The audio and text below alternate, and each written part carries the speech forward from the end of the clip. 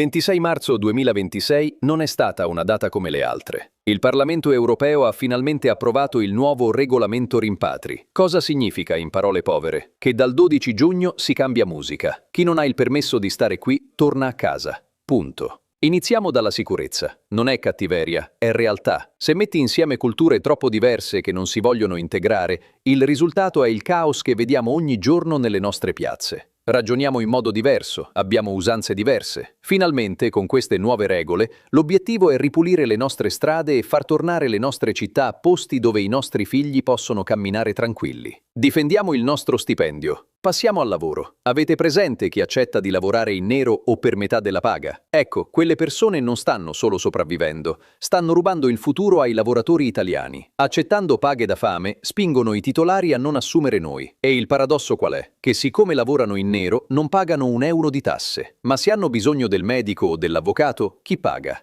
Noi. Le loro cure sono sulle spalle degli italiani che le tasse le pagano fino all'ultimo centesimo. I dati dell'ultimo anno parlano chiaro. Sono arrivati in troppi, così tanti che le nostre tradizioni rischiano di sparire, soffocate da un'accoglienza senza controllo. E quanto ci costa tutto questo? Miliardi di euro ogni anno. Soldi presi direttamente dalle nostre tasse che spariscono nel buco nero del mantenimento. Immaginate se quei miliardi fossero usati per abbassare le vostre bollette o aumentare le vostre pensioni. La remigrazione non è più un sogno, è una necessità. Dal 12 giugno l'Europa alza la testa. È il momento di smettere di pagare per il caos degli altri e ricominciare a investire su di noi. Aprobada la nueva ley de deportaciones de la Unión Europea. Prohibiciones permanentes de entrada en territorio europeo. Aquel extranjero que es un riesgo para la seguridad nacional, que es un riesgo para las mujeres, que es un riesgo para nuestra convivencia, no solo se le va a poder expulsar, sino que se impone una prohibición permanente de entrada en el territorio de la Unión Europea. Es una respuesta potente de patriotas, consiguiendo el apoyo de también, por supuesto, de soberanistas y de conservadores, a la que el Partido Popular Europeo se ha visto obligado a unirse. Centros de retorno. Dejamos de hablar ya de una vez por todas de centros de acogida que son efecto llamada para hablar de centros de retorno. Centros de retorno que los Estados miembros van a poder establecer en su propio territorio o con terceros estados, como recordarán algunos o la mayoría de tus oyentes de aquí en Bipartidismo, que Meloni intentó hacer un acuerdo con Albania para llevarse inmigrantes a Albania. Un juez de Roma lo paralizó y dijo que eso no podía hacerse. Bueno, pues ahora con el reglamento lo podemos hacer. Podemos hacer centros de retorno en Marruecos, en Argelia, en Mauritania, y podemos, por supuesto, llegar a los acuerdos adecuados también con los países de América del Sur para el retorno de los extranjeros que no tienen derecho a residir aquí. Déjame tu comentario y dime qué opinas tú sobre esta nueva ley. ¿Crees que es necesario en Europa colocar este tipo de leyes? ¿Cuáles serán los países afectados con esta nueva ley? No olvides seguirme y compartir para mucha más información sobre este tema. My people, una don watch the video now, abi? When I bring this video come say dem wan start to dey deport for the whole Euro country. Some people for my comment section, if you see am for Facebook, if you see am for YouTube, na today dem start to dey deport. Madam, abeg, if you no get wetin you wan talk, make you enter house.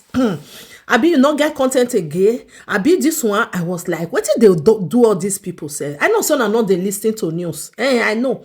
Shey una don see am. Na on the 26th of this month, na im dem sign am in. One say, you no dey for Spain, so you no know wetin dey happen. Dem wan start to dey share documents now sef. That one na truth. Dem wan start to dey share, but dem block am. Dem block am because dem never even bring am out. My brothers and sisters, if you know say you no get paper, even the abroad sef, e no kukuma good again. I still know say e still good pass abroad, e still good pass Naija. If you know say you no get paper, just go meet dem, tell dem get the money wey dem still dey pay. If you go meet dem by yourself, dem dey pay. Na truth, dem dey pay. But if you no go meet dem, na dem come see you, because the way wey dem take am, no be small thing o. But una just dey there. On the 12th, dem say on the 12th of June, na dem wan start am. You understand? Because na only Jamie be dey do am before. Just go meet dem for house. I know say Jamie just dey do am before. Spain no dey deport. Italy no dey deport before, but now dem don sign am in because dem say too much of people don come their country, dem no fit again. And dem dey right. Dem try. Because men will not talk say they not try, then they right, then try well. Because all those people where come now, they not get money, they not get work, they not get paper, they just dey for streets like that, you know. So their citizen, they not like am like that. Anytime when they come out, fear go they catch them, all those things, you know. So that make them decide, say the whole Europe, they are now free to deport people wey not get paper. Comment section, make una leave me. So say make I enter. Now my husband house I dey for inside my husband house. Now I not dey una house. I know they carry fake news. If you dey follow me well, you know say I know they carry fake news. Wetin I no know say na true, I no go carry am come. This one na wetin dem pass. Go Google. I know say most of una why una just dey watch saga dey go. Una no dey listen to news. Just Google am for go Google, write am for there. E go come out on the 26th. Now dem bring am out. Even one for comment section even tell me say you were not dey Spain. Now you come dey talk this one. I go bring am come go look my comment section for the video where I be say I fair put. I go put am for them make for look am because they not dey listen to news. When it comes to Ogun Ogbera, Ogun Ogbiju, I say they say you go do this one. They say hey now you see our people they'll come sit down, they'll come dey watch. They'll come sit down. If they see better thing, they'll say na lie you dey talk.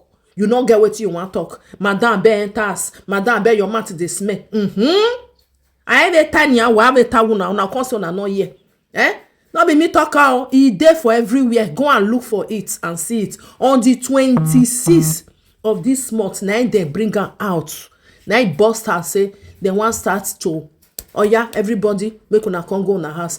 Me I tell una know say we dey for this abroad. Even though say they give passports, they fit collect na their property. They can remove it at any time. Say we no need una again, una come go. Na their country, we no fit beat them put.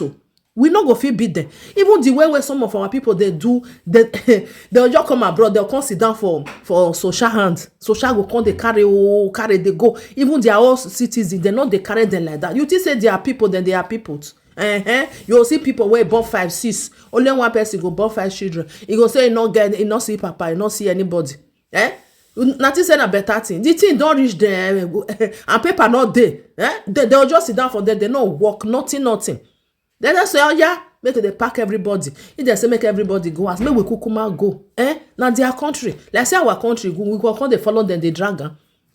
Our leader fed us. We dey here. We want make these people make them give everything to us. They try. We not go say they not try. If our leader, may we go sit down for their neck, may we they drug them. Now then I cause all these things where be say we dey. If you there for your country, you don't need paper. You know say you not see paper, you not say work. As they still talking now. For those of now where they come and say, Manda, you too they lie, you too they talk what you not say. You don't watch the video now. I put on for Italian language, I put on for Spanish language. Go and sit down and watch it very well. If you want, may you go meet them, say you want kukuma go home, then they pay. They go pay you money, you will go. But if they deport you, say now they carry you, they will never pay you any 1 cent. Okay? So this is the video. I say make I just bring and clear them again. For those of you now where they nyana part for my comment section. Now my comment section. Now I can't sleep. Now I can't they insult me. Say make I enter us. Make una listen now. I was no my not they listen to news.